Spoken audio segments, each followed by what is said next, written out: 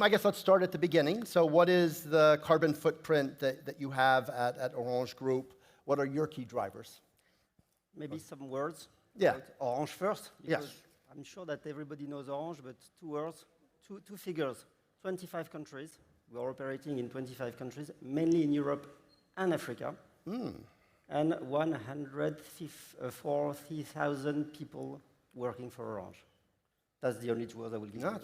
Actually, it's going to be quite interesting because we can compare decarbonization in Europe versus Africa, which are not exactly the same thing. That's not at all the same thing. What is our carbon emissions? 7.3 million tons.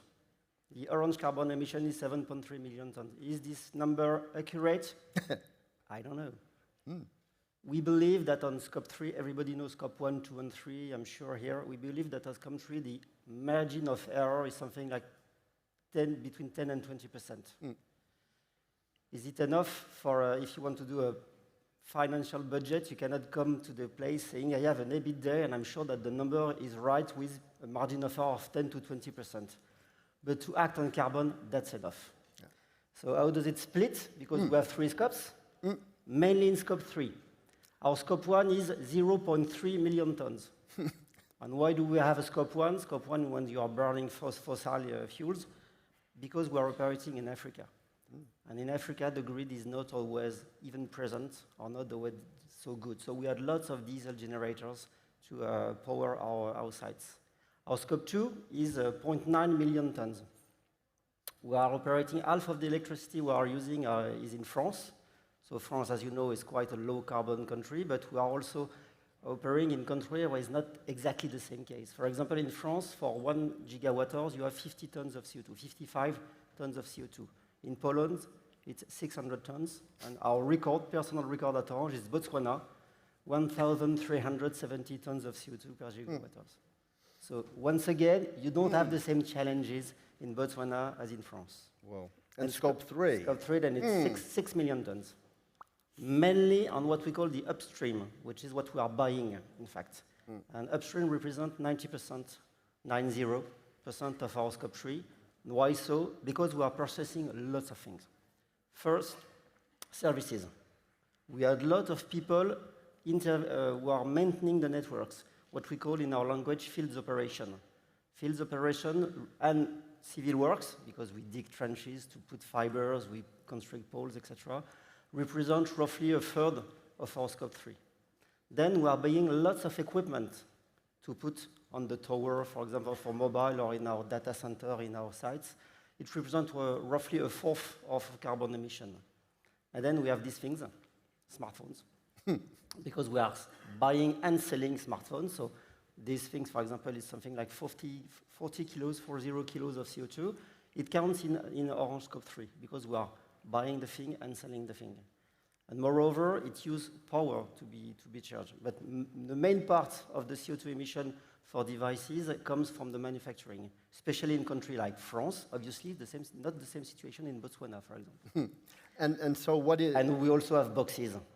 So smartphone devices is roughly it's a big 10% of our carbon emission, and boxes, the internet box you have at home, is 10% of the carbon emission, counting manufacturing and usage. And so now that you've laid that out, what's the ambition and where are the priorities in terms of tackling this? The ambition is quite simple. We know at Orange only one figure about 2040, which is net zero carbon. I don't know what will be the EBITDA, I don't know what will be the revenue, but I know that we will be net zero carbon, which means that we will divide by 10 our CO2 emission between the starting point, which was 2018, and 2040.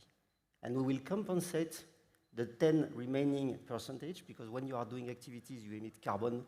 We will compensate it through what we call carbon pits, which are forest, but mainly mangrove. We are investing in mangrove in Cameroon or Madagascar, for example. Cameroon mangrove. Madagascar is something else. And we already have secured roughly what we need for 2030 in terms of carbon pits. And yeah, go on. It's a good thing to have a target, a long-term target. But if you had no milestone, it's useless, because you always say, I will do it later on, because nobody in a company have a plan for 2040. It's even hard to have a plan for 2030. So we have milestones, and we have carbon emission milestone for in 2025, and we have a carbon emission milestone in 2030. And then 2040, it will be net zero. And just to dig in, how are things different between like the African operations, the French, some of the European? So I give you some insight about energy, for example. But if you take the numbers I give you and if you calculate rapidly, you realize that Scope 3 represents 83% of Orange emission. But that's the average. In France, Scope 3 represents 93% of carbon emission. Why so? Because we have quite a decarbonized electricity, and we have very, very few diesel generators for our mobile sites, because they are only there when we have a switch off, which is not often. But if you look at Africa, at Middle East and Africa, Scope 3 represents only 55%. You see the distance between France, which is half of our operation in Europe, 93% in Scope 3, Middle East and Africa, 55%. So definitely you don't have to do the same things in both geography, and that's a key point. If you want to be efficient, you have to de-average what you are doing. You have to do contextual action that are pertinent for the location you are working in. For example, decarbonization of energy, I'm sorry, might not be a priority in France, because we have nuclear energy. When I said because we already have a low carbon energy. Nevertheless, we are signing PPAs in France, and we'll keep on going with PPA, because I perfectly agree with what has been said. We don't have to oppose nuclear and renewable. We have to do both of them at the same time and at the right pace. That's the challenge. But in Poland, for example, we will come up with 100% renewable energy, because in Poland, it's more than 10 times more CO2 for the electricity. How do you, again, maybe probing a little bit on Africa as well, I mean, you're responsible for CSR in general.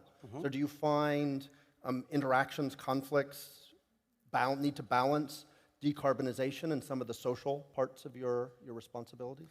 Yes, maybe you have seen this morning Kate Redforth, the inventor of the donut theory. The donut theory, yes. And the donut theory has saved me, in fact, because the first time I looked at the environmental impact, the only solution is to stop business, in fact. That's the best way. In fact, in order to decarbonize, you have to do two things: decrease the volume and decarbonize the volume you are buying, for energy, for goods, for everything. But then if you want to come to a minus 90%, then you have to stop activities. But when you look at the donut theory, you realize that because we consider at Orange that internet access is an essential social need, you realize that you have to do this. And when you are building networks, and when you are educating people to use digital technology, then you permit them to get off the center of the donut to be inside the donut. And that's why, for example, we know that between now and 2025, we will increase our energy consumption in the African and Middle East zone by 25%. We will stabilize it in Europe unless we are developing networks, unless we have a huge explosion of traffic, of digital traffic, etc.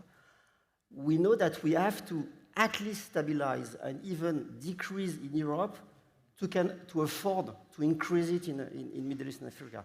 And that's the same for Scope 3. If I look at the last 4 years, we have decreased our Scope 3 emission in Europe, but we have increased it by 30% in Middle Zone and Africa, and Middle East and Africa. We call it MEA in Orange. I will say MEA. You will know that MEA is Middle East and Africa. So we have increased it by a third, in fact. Why so? Because we are deploying network. Okay, what are the practical challenges in sort of getting this done in your supply chain with your partners, or even within Orange? It's impressive to hear your command of the numbers, the footprint, but if I called in business leaders from Orange, would they have the same awareness? How's the transformation both within and outside Orange? How does that go? First, we have to understand and to share a common language. And that's tough, in fact. Because as I mentioned to you, the solution is what we call the double less. Less volume, less carbon in each piece you are buying. Energy, smartphone, equipment for the network, cars that are going through the countries to maintain the network, etc. So if you go to a marketing guy and say, hey guy, the solution is to sell 10% less smartphone in 2030 compared to today, his first reaction will not be, okay. So we have to educate them, and we have a plan. We will know we will sell less smartphone in 2030 than we are selling today, and we are selling less smartphone today than we were selling 4 years ago, just because we encourage our customers to expand the life of their smartphone, for example. So what we have to do is to make them understand what is at stake, in fact. Because we all know the responsibility we have, but business is also at stake. How will we be able to operate in 10 years if we cannot decarbonize our processes and our business model? Just take one example. Today, in the European market, a ton of carbon in 2024 costs 90 euros, 90. Orange is 7.3 million tons of carbon. If we had to pay for, which is not the case today because digital technology is not a big emitting, so we are not submitted to this type of constraint. But if we had to pay for these externalities, as we say, then it will be something like 650 million euros. In 2030, we'll know that will be at least 200 euros. Then it's 1.4 billion euros. Can a company like Orange afford this? No. Will we pay carbon taxes, carbon credits? Certainly, not sure. Most probably, we won't be taxed for that. But we will buy energy, we will buy products from companies that may be taxed for that. So at the end of the day, we will have to pay for this externality we are not paying today. So if we are not able to manage this externality, we are just closing business, in fact. And another example is about what we call the critical minerals. We have identified 6 metals which we can find in a fourth, 25% of what we are buying. These 6 metals we know are in tension and will be rare metals in 2030. What happens when something is rare? It's more expensive. So if we have an increase in the price of the equipment we are buying containing gold, for example, and you have gold in a smartphone, you have gold in a router, you have gold in a mobile antenna, then it will be a challenge for us. So our message, the message we have to give to the manager is that CSR is just not the goodies that is good at the end of the annual report to say, I have ticked the case. We say, tick the box. Yes. I have ticked no, it's not that. It's a question of business. That's why we said now at Orange that we should be ESG by design. That's what has been said previously. ESG should be at the heart of the way you consider the business. You don't have to ask you what will be my carbon emission or what will be my energy consumption at the end of your strategic plan, but at the beginning of it. Very nice. Any reactions to some of the things we talked about earlier, your view on the role of government in the space or data, some of those topics? Data is something that is quite obvious for us at Orange. Data is key. I remember the 3A. The first one is assess. You need data. You don't need to have very perfect data because the seek for perfection is a nevrose, we say in France. It's a nevrose. You speak French, you can translate nevrose in English.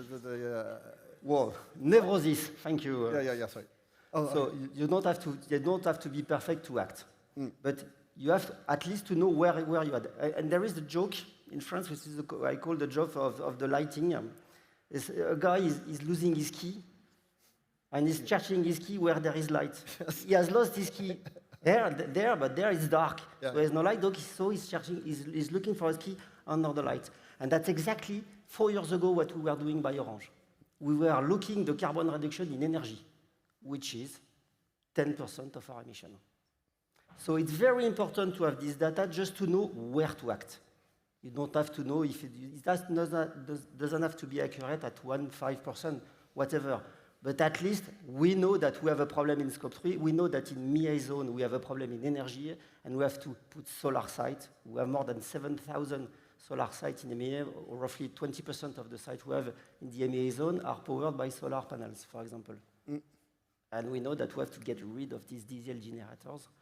There is a country, I won't say it, where we have 98% of our mobile sites that are connected 24 hours a day to a diesel generator. If we put some solar panels here, it would be a good thing. Yeah, For cost also, by the way. also, it's security as well, perhaps. But so you're in the middle of a big transition. You seem quite motivated by this journey. What is it that keeps you personally? I didn't answer your question about government. Yeah, you didn't. You want to go? Please don't build regulatory cathedrals.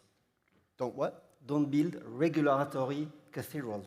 Yeah, cathedral, yes. There is something, maybe the CSRD, Customer Social Responsibility Disclosure, is the new European reporting. Yes. It's really a nice thing. It's far better than what we had before, but the CSRD is 1,100 data points that we have to come up each year. And that's not obvious data point like the customer number, your customer number. That might be a very specific data points. So we really have to never forget that this type of reporting should help us to pilot our business to transition. And that should be for the sake of the reporting itself. So we have to make first the double materiality analysis. Where do I have an impact on the planet and people? And then report precisely on this one. And the other one, if it's not material for us, too bad. Don't spend hours to report on this one. That's a message. Government, by the way, is also motivating. It's also very important because we need government action, for example, to develop circular economy. When I buy today something, I don't know what is the LCA, life cycle analysis of this thing. And that's too bad. I would love to have a European directive or a French directive obliging people to say when I buy a router, then the LCA of the router in terms of water, CO2, etc. is that. So he wants to trade the CRD for circular reporting. No, there you go. We will do CSRD and we are preparing for it. And that's a good thing. I prefer to have this type of regulation that other types of Jean-Benoît, thank you for, I think, again, what we were looking for, real concrete views of what you're wrestling with. Same question for you. Any final calls to action or advice for your peers? Advice, be operational. Be precise. It's fully necessary to have global objective like minus 45% between now and 2030. But you will really change things when you dig into the processes. The people who are responsible for the carbon emission at Orange are not the people of my team. They are the operational. The people responsible for carbon in Moldavia is the CEO of Moldavia. It's not me. And the people responsible for carbon emission of network in Moldavia is the CTO, Chief Technical Officer of Moldavia, etc. So that's the key message. In fact, the ones who are responsible of the CO2 emission are the ones who are managing the operation. Exactly the same thing for the cost. Very good. Thank you to all the speakers. Thank you, Jean-Benoît. Thank you.